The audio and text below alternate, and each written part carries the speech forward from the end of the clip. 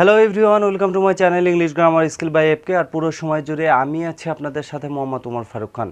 তো বন্ধুরা, আজকে আমরা আলোচনা করছি সেন্টেন্সগত পরিবর্তন, চেঞ্জিং সেন্টেন্সের অথবা ট্রান্সফরমেশন অফ সেন্টেন্সের সেন্টেন্সগত যে পরিবর্তন হয় সেটাই কিন্তু করছি। আমরা ইতিমধ্যে অ্যাসার্টিভ থেকে ইন্টারোগেটিভের যে রুলসগুলো ছিল সেগুলো বিস্তারিত আলোচনা করেছি এবং সেটা শেষ দিয়েছি। আজকের আলোচ্য বিষয় হচ্ছে আমার এক্সক্লামেটরি টু অ্যাসার্টিভ। কীভাবে আমরা একটা এক্সক্লামেটরি সেন্টেন্সকে অ্যাসার্টিভে চেঞ্জ করতে পারবো সে বিষয়গুলো কিন্তু আজকে দেখব, যে রুলসের ভিত্তিতে বা রুলসের উপর বেস করে আমরা কি কি পরিবর্তন করলে আমরা একটি সেন্টেন্সকে এক্সক্লামেটরি থেকে অ্যাসার্টিভে চেঞ্জ করতে পারবো। তো প্রিয় শিক্ষার্থী বন্ধুরা, আপনারা দেখতে পাচ্ছেন আমি অলরেডি রুল নাম্বার 1 কিন্তু আমার বোর্ডে লিখে নিয়েছি।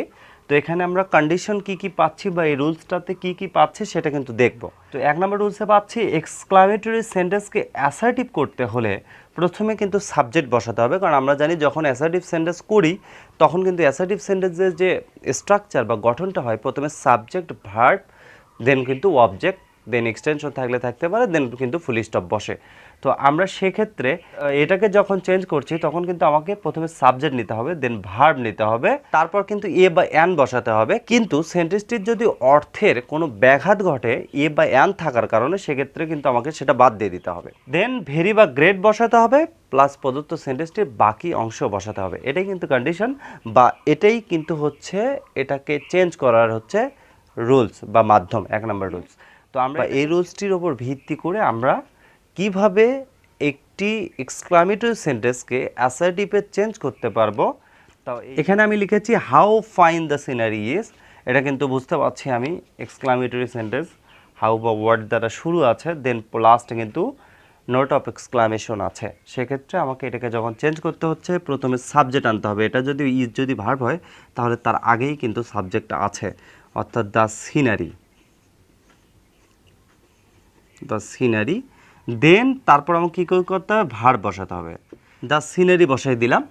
এখন আমার এখানে ইয়ে বাই অ্যান কতটুকু কার্যকর হবে সেটা আমি নির্ভর করবে পরের অংশের ওপর, অর্থাৎ the scenery is very very fine. তো বন্ধুরা দেখেন, আমি দ্য সিনারি দিয়েছি, দেন ভার্ব দিয়েছি। এখন এখানে এ বাই অ্যান ব্যবহার করার কথা ছিল।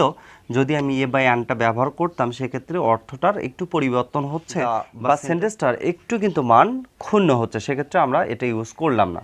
তো পরের সেন্টেন্সটা যেটা আমরা করছি সেখানেও আমরা সাবজেক্টটাকে প্রথমে নিয়ে আসবো, দ্য গার্ল, গার্ল, তারপর ভার্ব দিব।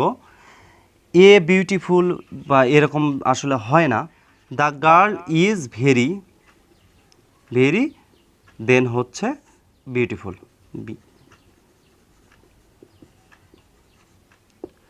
তো বন্ধুরা দেখেন, আমি যদি এখানে এ বাই অ্যান ইউজ করতাম তাহলে কিন্তু সেন্টেন্সটার অর্থ অনেকটা পরিবর্তন হয়ে যেত। The girl is a very beautiful, আসলে সেন্টেন্সটার যে একটা স্ট্যান্ডার্ড কোয়ালিটি সেটা কিন্তু নষ্ট হয়ে যাচ্ছে। এই কারণেই কিন্তু আমরা এ বাই অ্যান এখানে ইউজ করিনি। কিন্তু প্রয়োজনে, যেখানে প্রয়োজন বা ইউজ করা পসিবল তখন কিন্তু আমরা সেখানে ইউজ করব। তো এই হচ্ছে 1 নম্বর রুলস। চলে যাব পরের রুলসে, 2 নম্বর রুলসে। তো সুপ্রিয় শিক্ষার্থী বন্ধুরা, চলে আসলাম দ্বিতীয় রুলসটিতে। আমরা দ্বিতীয় রুলসটিতে দুটো অংশ পাচ্ছি। তো ফার্স্ট অংশতে কি থাকছে সেটা দেখছি। হররাযুক্ত সেন্টেন্সটা হররাযুক্ত হতে হবে। হররাযুক্ত এক্সক্লামেটরি সেন্টেন্সকে যখন আমি অ্যাসার্টিভে চেঞ্জ করব তখন আমার শুধু হররায়ের পরিবর্তে উক্ত জায়গায় কিন্তু it is a matter of joy that বসাতে হবে, কারণ এটা আনন্দসূচক। দ্যাট ইজ ওয়াই আমরা এখানে জয় দ্যাট বসাই দিচ্ছি, অর্থাৎ হররায়ের পরিবর্তে উক্ত জায়গায় it is a matter of joy that বসাবো, দেন বাকি অংশ বসাবো। এছাড়া কিন্তু আর কোনো পরিবর্তন হবে না। তো বন্ধুরা 2 নম্বর যেটা পাচ্ছি সেটাও কিন্তু একই বিষয়। এক্সক্লামেটরি সেন্টেন্স কন্ডিশন হচ্ছে হররায়ের জায়গায় শুধু অ্যালাস থাকবে, এবং এই সেন্টেন্সটাকে যখন আমাকে অ্যাসার্টিভে চেঞ্জ করতে হবে তখন এই অ্যালাসের পরিবর্তে উক্ত জায়গায় আমরা ইট is a matter of sorrow that করে দিব, দেন বাকি অংশ লিখব। আর যা কিছু আছে সব কিন্তু ঠিকই থাকবে, অর্থাৎ এই দুইটার ভিতর শুধু হররা থাকলে it is a matter of joy that, আর অ্যালাস থাকলে it is a matter of sorrow that. আমরা দুটো সেন্টেন্সও এখানে লিখেছি, জাস্ট চেঞ্জ করে আপনাদেরকে দেখাবো। হররা আছে, এটার পরিবর্তে it is a matter matter of joy that. একটি অ্যাসার্টিভ সেন্টেন্স আছে, যা আছে তাই বসাবো। We have won the match. তো বন্ধুরা এটা কিন্তু হয়ে গেল। আমি দ্বিতীয় সেন্টেন্সটাতে কন্ডিশন পাচ্ছি হচ্ছে অ্যালাস, এবং এই অ্যালাস যুক্ত সেন্টেন্সকে এক্সক্লামেটরি সেন্টেন্সকে যখন আমি হচ্ছে অ্যাসার্টিভে কনভার্ট করছি তখন আমার মূল বিষয়টা কি দাঁড়াচ্ছে, অ্যালাসের পরিবর্তে বসাবো ইট ইজ আ ম্যাটার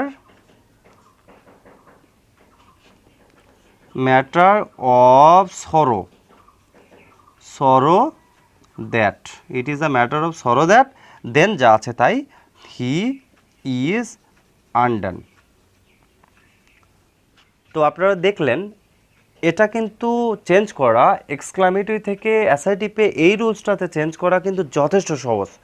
এখানে আমাকে কিচ্ছু দেখতে হচ্ছে না, শুধু অ্যালাস পাচ্ছি আর হোররা পাচ্ছি it is a matter of joy that, alas পাচ্ছি it is a matter of sorrow that. এছাড়া কিন্তু আর কোনো পরিবর্তন হয়নি, বাকি অংশ যা ছিল আমি কিন্তু তাই রেখেছি।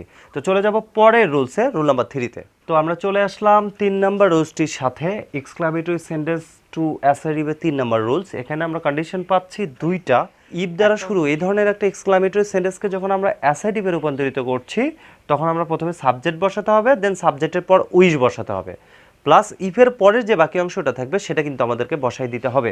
এটাই হচ্ছে ফার্স্ট পরিবর্তনটা।